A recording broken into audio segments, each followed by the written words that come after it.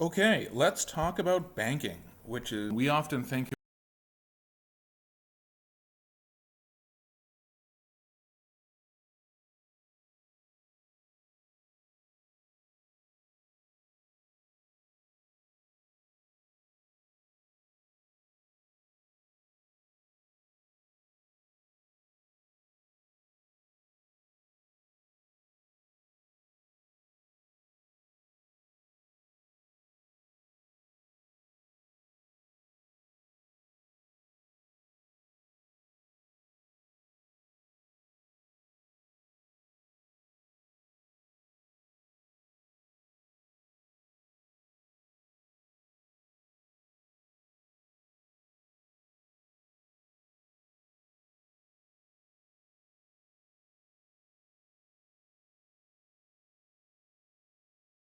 it as a debt, but we're the ones paying the loan. The bank is receiving the loan. So, from the bank's perspective, a loan is a promise of future cash, and promises of future cash are valuable. The loans are primarily individual loans to businesses. They're not particularly tradable. I'm going to distinguish between loans and securities by how tradable they are. If Royal Bank makes a $50 million loan to Emera, that's the only loan of its kind in the world. It's just one. But if we buy a Government of Canada bond, there are many, many Government of Canada bonds out there, and there's a liquid market for those. So the difference between a loan and security is how unique it is, how tradable it is, right? A share of Apple, a Government of Canada bond, is a security. Something like an individual specific, highly personalized loan is a loan. The bank also has reserves, right? Cash. Most of that would be electronic now with the Federal Reserve or the Bank of Canada, but some of it is still, physically behind the counter.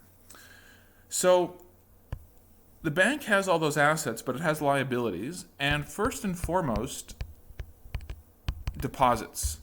That's the core of the bank's funding model. We're going to talk about real bank balance sheets in a little bit, and the core of the bank's funding model is still the deposits they get from people off the street, right? Ordinary Canadians. That's where it all comes from at the very beginning.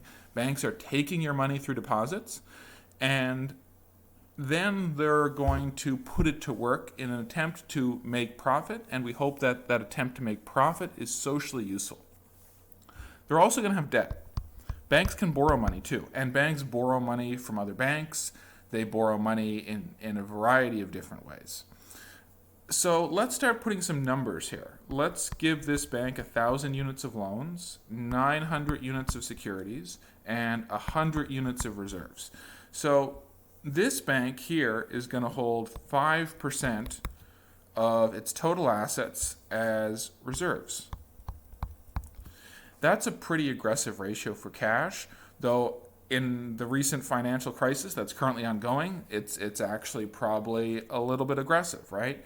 In the last couple of weeks, we've seen central banks around the world buy up massive quantities of securities and engage in open market operations that are turning securities in the private banking system into reserves. The central banks takes the securities and gives the banks the reserves. Increasingly, we're seeing new and exotic open market operations that are willing to take outright loans, not just traditional securities, and turning them into reserves as well, with the Federal Reserve taking the loans. And on the liability side, let's say that we have 1,400 units of deposits and 400 units of debt. This doesn't balance, which is a problem. Assets and liabilities always have to balance, and that introduces the last thing here, which I'm going to call equity. Equity is the important thing. Equity is the amount of skin in the game the bank's owners have. Here's the basic thought experiment. Suppose that the bank sold all its loans, sold all its securities. It would have 2,000 units of cash. It could then pay back the depositors, pay back its debts, and have $200 of cash left over. So the people who own the bank have $200 invested in the bank. That's their own money at stake. It's money that they own free and clear, and that they don't owe to depositors, or that they don't owe to other creditors. right? Equity is the amount of assets that are directly owned by the people who own the bank, the shareholders themselves, right? Not the depositors. Crucially, equity is what adjusts first, right? The bank has a commitment to its depositors. If something goes wrong with the bank, it can't say that, dear depositors, we're not going to give you your money back. It's the equity owners that take the hit. So this side also adds up to 2,000. And it's always got to be like that. Assets always have to equal liabilities because the equity amount adjusts to make these things balanced. Now, immediately you should think that this looks risky. Even if I'm trying to characterize a real bank's balance sheet here, things can go bad. And there's basically two things that can go bad. One, we can have liquidity problems. This is what we're going to talk about first, but this is the old school thing. Two, we can have balance sheet problems.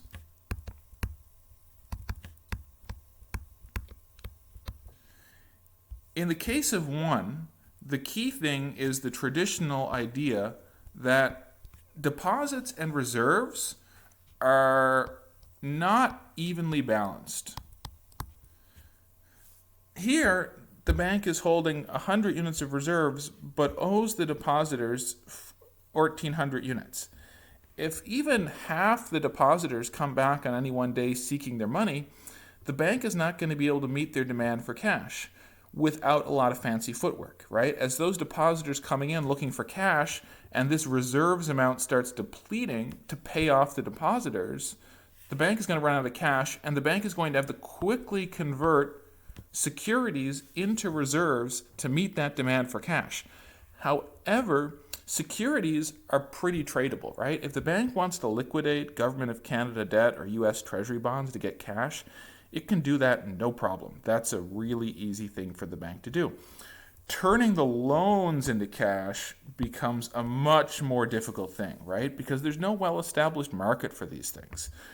So as the depositors come in and demand their money, if there's some sort of liquidity shock or demand for liquidity, it can destroy the bank. It can destroy the bank because the bank has to start liquidating increasingly illiquid assets to try to meet the demand for cash, and some of those assets may not be able to be liquidated instantaneously, and the bank might have to shut down because it can't meet its depositors' demands. But that's not a huge problem.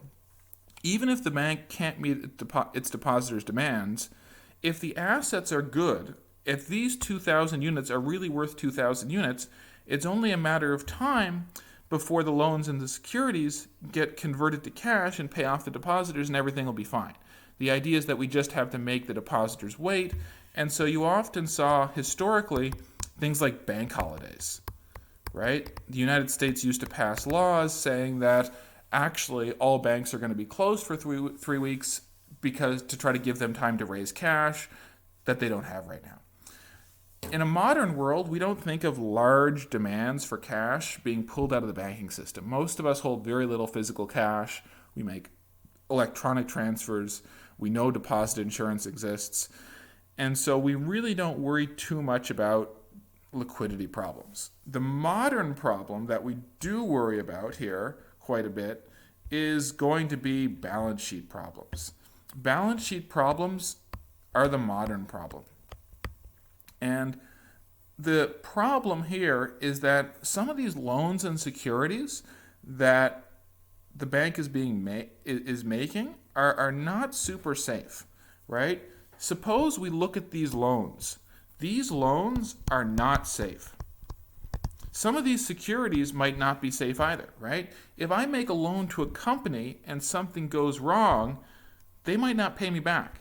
And so this number can shrink through bad loans. And this number can shrink through bad investments.